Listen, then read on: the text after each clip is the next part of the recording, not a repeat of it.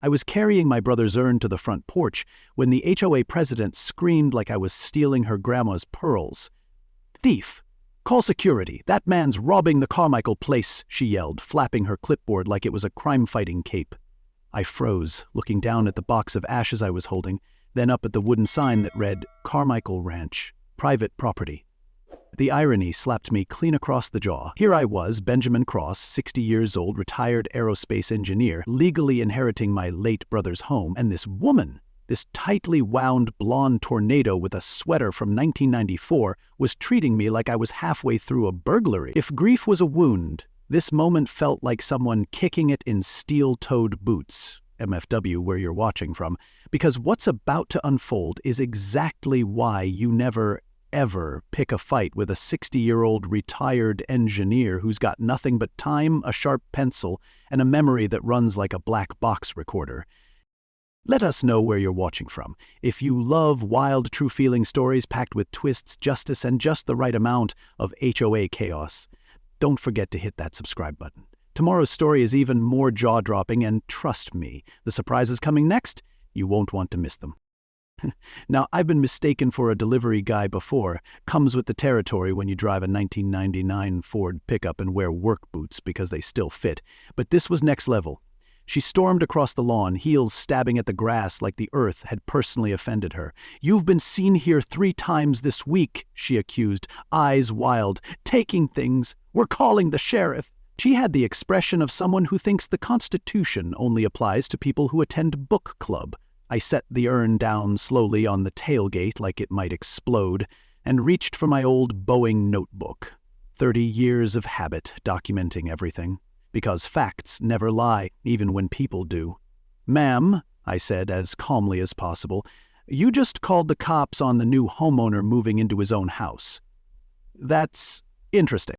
Her face turned the color of a ripe tomato, but she didn't flinch. "Those papers could be fake. I've lived here for 3 years and never seen you before," she insisted, clearly missing the logic that people inherit homes all the time without prior permission slips from the local queen bee. By now, neighbors were starting to peek through their blinds or step onto porches like we were performing live theater. A few even pulled out phones, not to call the cops, but to film the HOA drama unfolding on a Tuesday afternoon. I kept writing in my notebook, her name from the mailbox, Rollins, time of incident, weather conditions, the works. I wasn't just collecting facts, I was loading a cannon. She noticed and shrieked, "Now he's taking notes! Planning his next robbery." Honestly, I almost laughed, but I held it together. Logic always wins, drama just makes noise. 11 minutes later, Sheriff Clay Mercer pulled up, stepped out of his cruiser and sighed like a man already regretting every life choice that led to this moment. "Linda," he said wearily, "what now?" That one line told me everything. This wasn't her first rodeo. More like call number 81. I stepped forward, extended a hand. "Sheriff Benjamin Cross, my brother Daniel passed 3 months ago. I inherited the property legally. Here's the deed, my ID, probate documents all filed last week." I handed over a pristine folder, color-coded and tabbed, because some people pack grief into tears and others, like me, put it into systems. Mercer nodded, flipped through the pages, then turned to Linda with a look that could melt asphalt. "Linda, this man owns the property, end of story." But oh no, not for her. She planted her feet like she was bracing for a hurricane and barked back, "Anyone can print papers. I know what's best for this community." And right there she gave herself away. This wasn't about crime or concern, it was about control. As she stomped off, swearing this wasn't over and declaring herself Pine Hollow, the remaining neighbors scattered like pigeons from a firecracker. I stayed put, notebook in hand, observing everything. The overgrown grass in her yard, her dented Honda parked 2 feet over the property line, a mailbox with more rust than paint. I wasn't angry, not really. What I felt was something colder, quieter, resolve. You want to play the rule book game with a man who spent 3 decades building airplanes? Lady, you just opened the wrong chapter. The next morning, I got fined $100 for what I can only assume was smiling crooked in my own driveway. The envelope showed up bright and early. hand-delivered, like it was a notice from the IRS. Red-inked and overly dramatic, it claimed I'd violated HOA lawn code, grass height over 2.5 inches, based on community standards, and something called a visual review. Not a measurement, not a photo, just someone eyeballing my lawn like they've got built-in calipers for pupils. I grabbed my precision gauge, yes I have one, and found that the tallest blade of grass was 2.48 inches. That blade deserved a medal. Instead, I got a fine. That's when I realized this wasn't just overgrown grass. This was war. By day 3, the letters came in like junk mail with an attitude. One claimed my mailbox was aesthetic non-compliant. Another cited my truck as visually disruptive. Now, I'll admit the paint's faded and the bumper's got a dent shaped like a Walmart cart, but it's parked in my own driveway, not across a runway. I stood out there with a tape measure, making sure everything was aligned like a lunar lander. Meanwhile, I looked over and spotted Linda Rollins' Honda Civic straddling the border between her lawn and the communal strip like it was playing territorial hopscotch. Her grass? Pushing 4 inches easy. Her mailbox? Rusted and half hanging off the post, but no red envelopes in her direction. That's when it hit me. This wasn't about rules. It was about targeting. And I wasn't just the new guy. I was the guy who wouldn't play along. So I did what engineers do best. I documented. Photos, timestamps, measurements. My phone turned into a digital witness. I found the community bylaws Linda kept referencing and printed myself a copy, the thickness of a small novel. Then I matched every violation she sent me with one of her own. If I was going to be harassed, I was at least going to keep score. I even designed my own violation notices, complete with HOA letterhead formatting, just to make it sting. The first one I dropped in her mailbox pointed out her cracked sidewalk. The second one cited her holiday lights, still up in April. The third had photographic proof of her garbage bins being left out past the allowable hours. If she wanted to play clipboard politics, I was happy to meet her on the battlefield. The difference? I brought evidence. But the neighbors, they started changing. I noticed it when Mrs. Halbert across the street stopped waving during her morning walks. The couple 2 doors down, the Martins, turned and walked the other way when I checked my mail. I could feel the chill, not in the air but in the glances. They didn't say anything. That's the thing with passive judgment. It's loud without words. Linda had clearly been whispering from porch to porch, sewing stories like crab. I imagined the script. He's disruptive. He doesn't respect the community. He's argumentative. Me? I hadn't raised my voice once, but that's the power of the clipboard. Wielded right, it's a megaphone that never runs out of ink. I told myself not to take it personally, but that's tough when people look at you like you're one noise complaint away from exile. Then came the one that made me laugh out loud. An official notice for unauthorized structural repair. Apparently, fixing a loose board on my porch railing was a crime now. It was a safety hazard before I touched it, but now it was a violation because I didn't fill out a 7-page form and wait 3 weeks for permission to hammer a nail. This wasn't about enforcement, this was about attrition. Linda was trying to drown me in rules until I snapped or sold. What she didn't understand was that I spent decades at Boeing navigating red tape thick enough to block out sunlight. She was slinging paper. I'd lived in a world where one mistake in documentation could cost a satellite. This was amateur hour. So I stayed calm. Each violation I got became another line in my ledger. I created a spreadsheet to track them. Dates, descriptions, counterproof. I called it Linda's Law Book. My friends would have called it obsessive. I called it preparation. That's when I started to wonder, why was she so eager to make me miserable? And why did these violations come so fast, so precisely timed, so convenient? Something didn't smell right. And it wasn't the HOA's approved fertilizer. That's when I went back to the photo I'd taken of her property line, specifically her shrub line. According to the county records, there was a 5-foot buffer zone between her driveway and the communal lot. Her bushes were growing a solid 10 inches past that buffer. Not a lot, but enough to say, maybe she's hiding in plain sight. And maybe I wasn't the first person she tried this with. I marked it down, 10 inches past the line. I triple-checked it using satellite imagery, tape, and the community plat map. If I were wrong, I'd delete it, but I wasn't. That small infraction opened a bigger question. If she's willing to fine me for porch maintenance, what's she trying to cover up by calling attention to me? That's when a theory started forming. One not just of ego or spite, but of strategy, the kind of strategy that benefits from making people leave. Or better yet, sell. If I was right, Linda wasn't just bossy, she was calculating. And that meant everything she was doing might have a price tag behind it. I didn't have proof yet, but I had a direction. And when engineers find a direction, we follow it all the way to the foundation. So I kept the camera charged and the notebook close. The neighbors might have looked through me now, but I wasn't backing down. This wasn't just a lawn dispute. It was the start of something bigger. And if Linda wanted to keep sending violations, I'd keep answering with precision, patience, and maybe a little poetic payback. After all, I wasn't just defending my grass. I was defending the truth. And the truth has a funny way of growing back, even when someone tries to cut it down.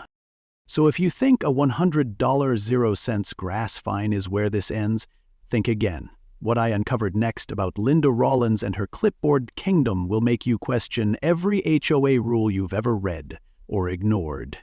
Hit that subscribe button and follow along, because the deeper I dig, the more this neighborhood starts looking like a well-manicured scam. You won't believe what's coming in next. Linda set up folding chairs like it was a tribunal, and I was Julius Caesar with crabgrass. The emergency HOA meeting notice had gone out to all 45 households, written in Comic Sans and bolded like a weather alert. The topic? Community disruption and non-compliance. Translation? Me.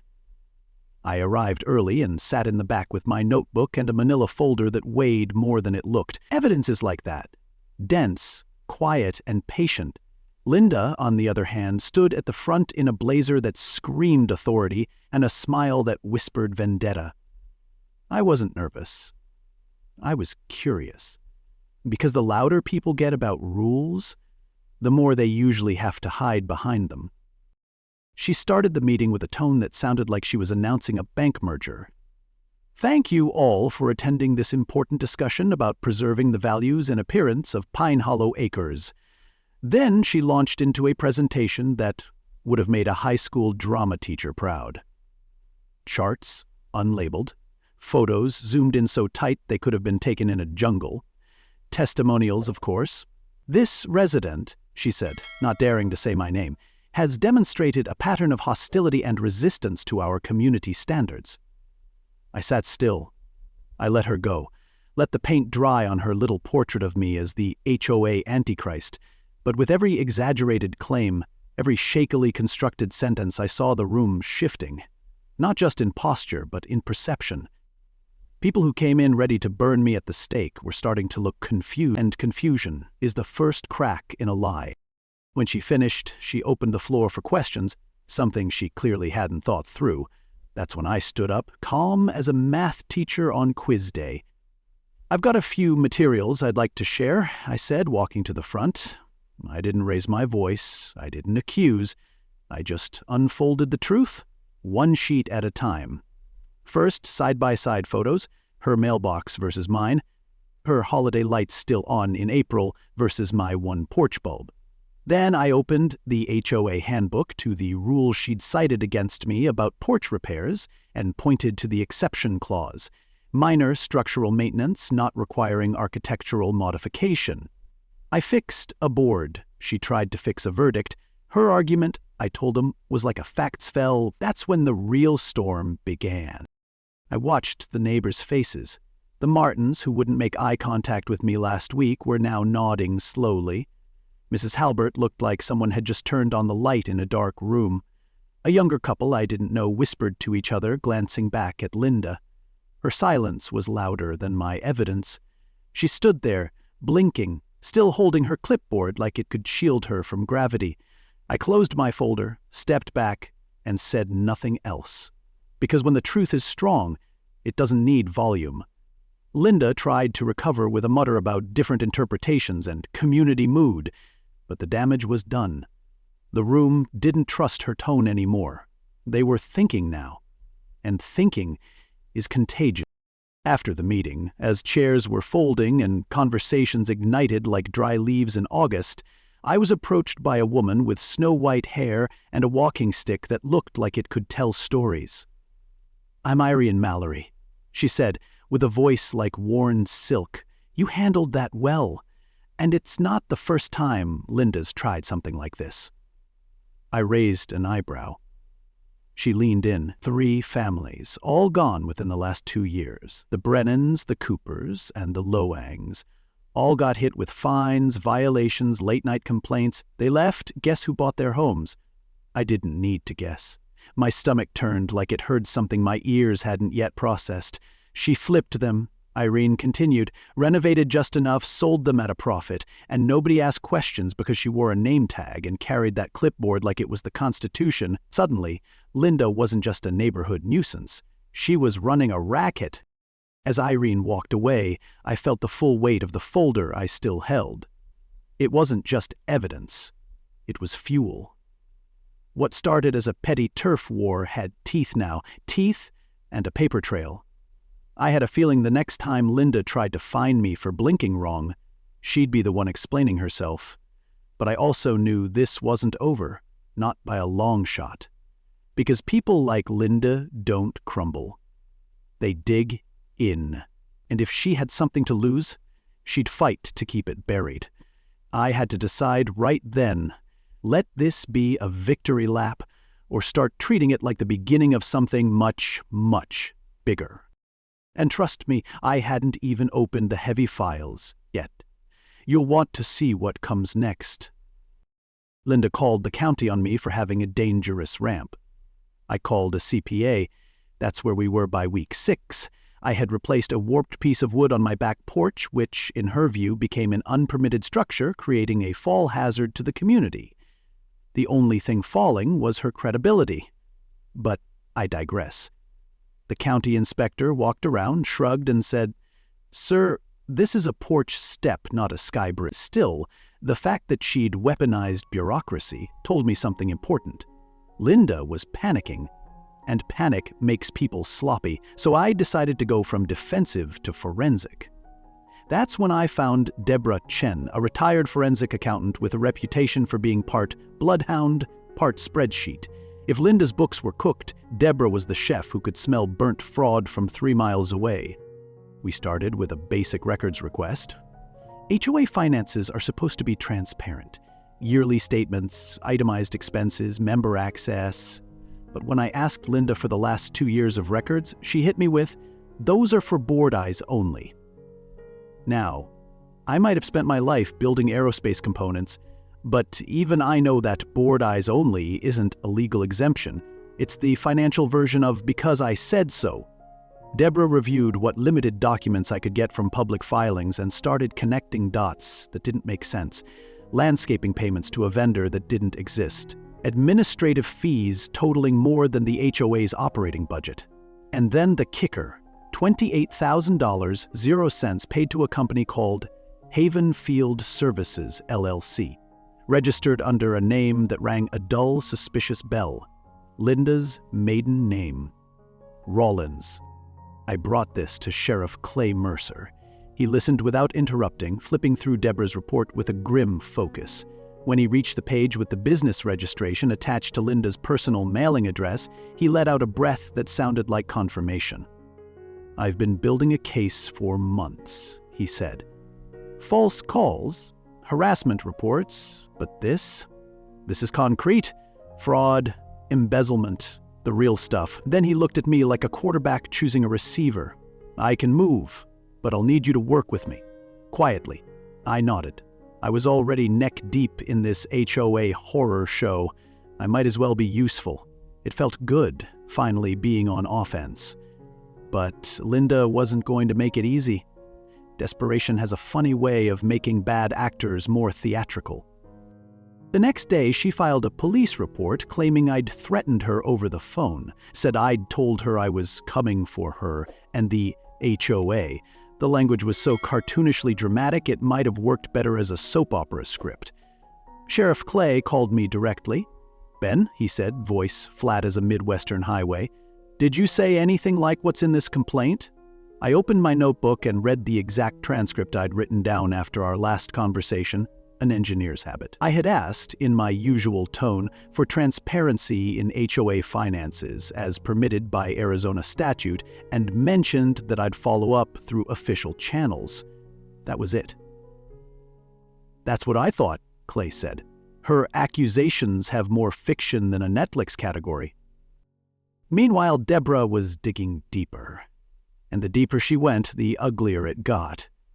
Snow removal contracts billed to the HOA. No snow had fallen that year. Tree trimming for trees that didn't exist. Payments made to companies that either had no employees or were registered to P.O. boxes in other counties. She traced nearly $31,000, 0 cents in unverified expenses, most funneled through Havenfield Services. It was classic shell behavior. Generate fake invoices, send money to yourself, hope no one ever looks close.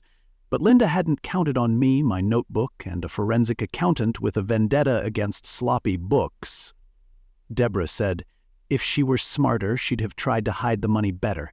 This isn't even elegant embezzlement, it's lazy theft in a pantsuit.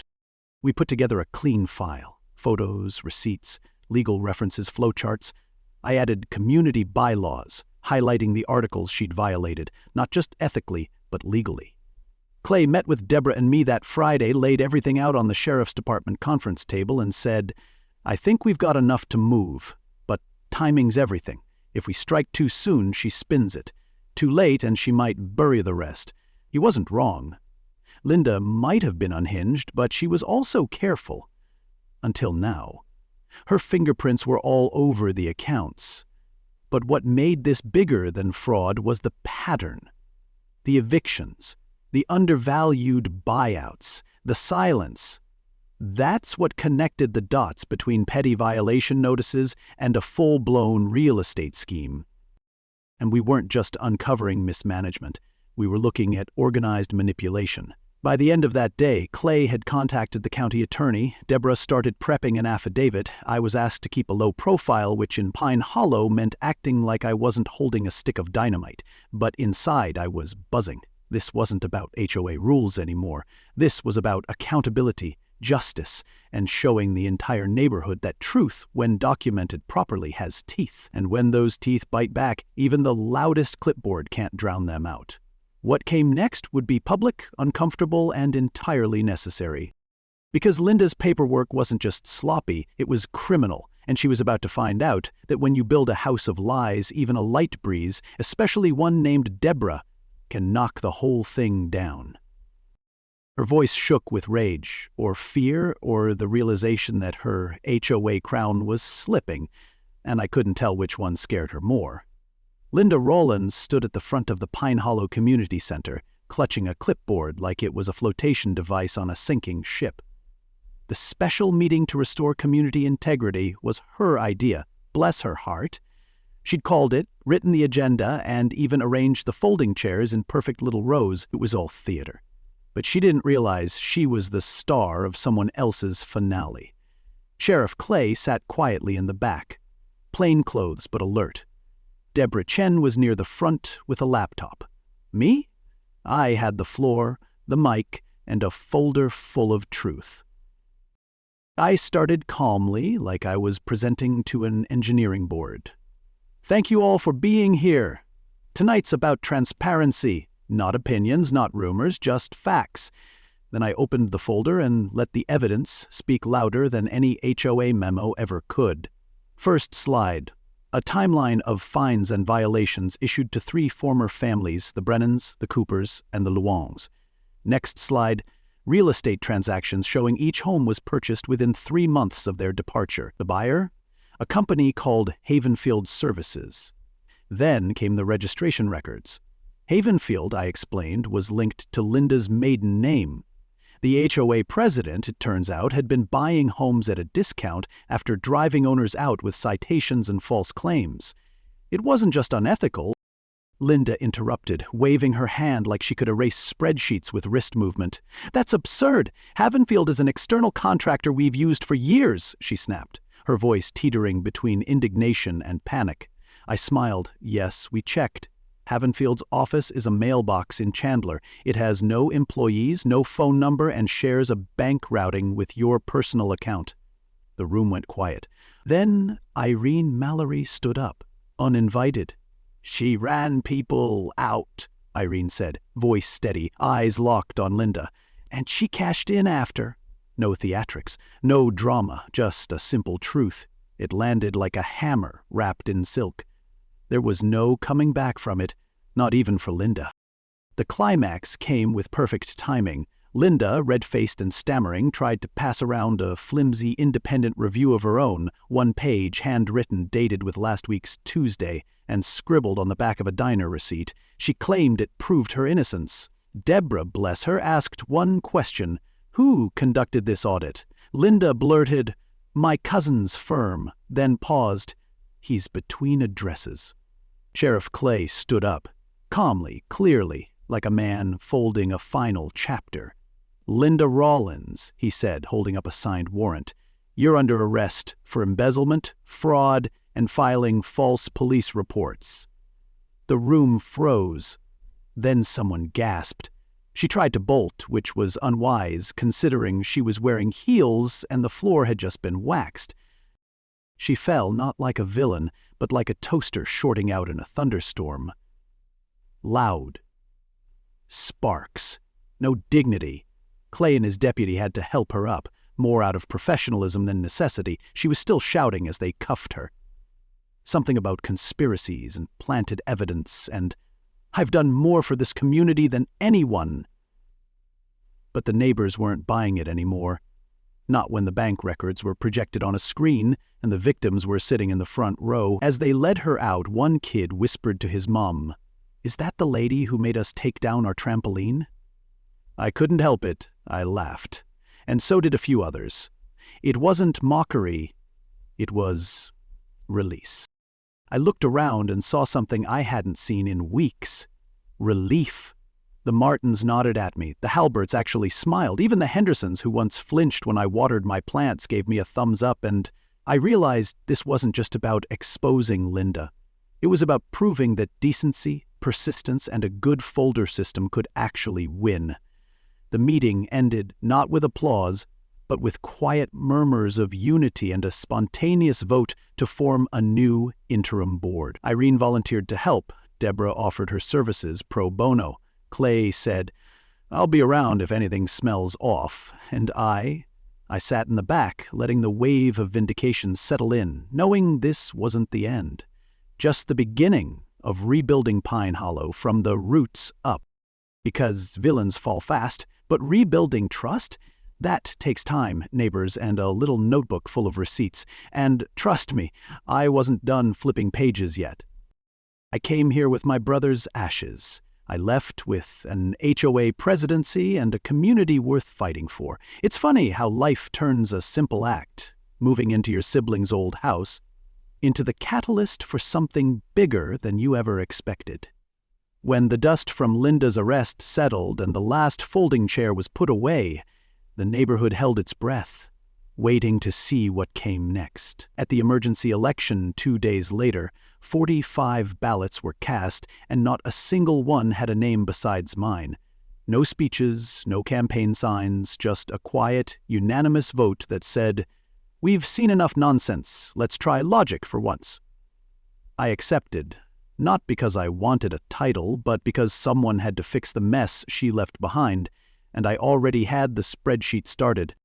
My first act as president was to lock the HOA checkbook behind more protection than a military vault. Every transaction now requires 2 signatures, digital copies of receipts, and quarterly public reports. No more ghost vendors. No more miscellaneous administrative expenses. We rewrote the violation process, too. Every complaint must include photo evidence, a witness statement, and board review before a fine can even be printed. Suddenly, the silence that once crept over Pine Hollow like fog lifted. People started asking questions, attending meetings, waving again.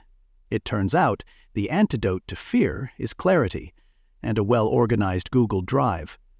As I told them during our first restructured meeting, a blueprint isn't just lines, it's proof someone cared enough to build it right. That's what we're doing now. And for the first time since moving in, it felt like this place could be home. Irene Mallory, who had once been the neighborhood's unofficial memory keeper, came to me the following week with an idea. "We should do something for Daniel," she said. "He loved this place before it got twisted into something ugly." So we started a memorial garden right where his favorite sycamore stood. Neighbors pitched in, kids painted signs, a landscaper donated soil. Someone even brought hummingbird feeders. On dedication day, Irene gave a short speech that nearly knocked the wind out of me. He believed in neighbors helping neighbors, and now, because of his brother, we're remembering how. That garden became more than flowers and mulch. It became our marker in the ground saying, "This is where the poison stopped." About a week later, I got a call from the FBI.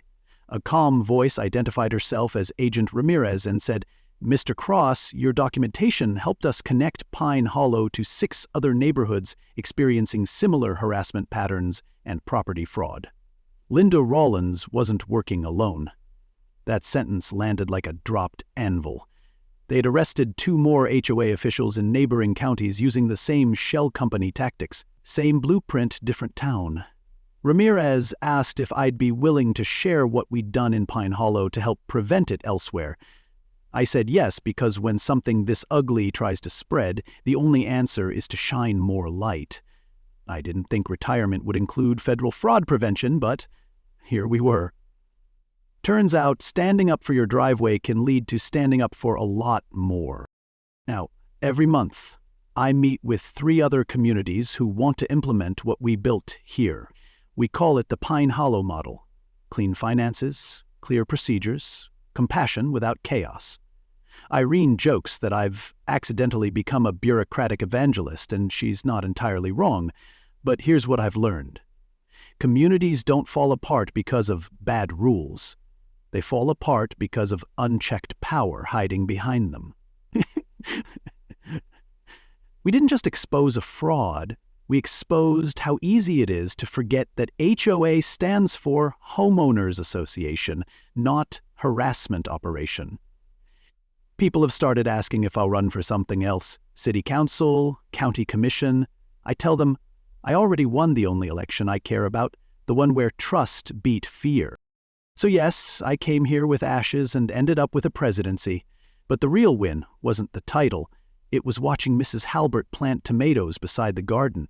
It was hearing the Martins' kid laugh as he ran down a freshly repaved sidewalk.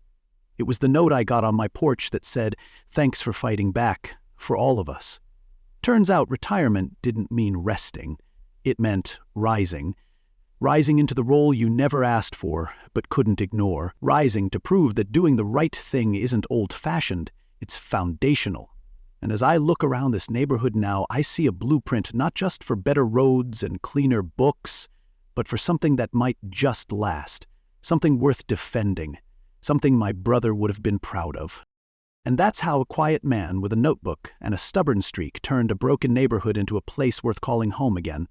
Not with fists or fury, but with facts, patience, and the unshakable belief that truth, once spoken clearly, has its own kind of power.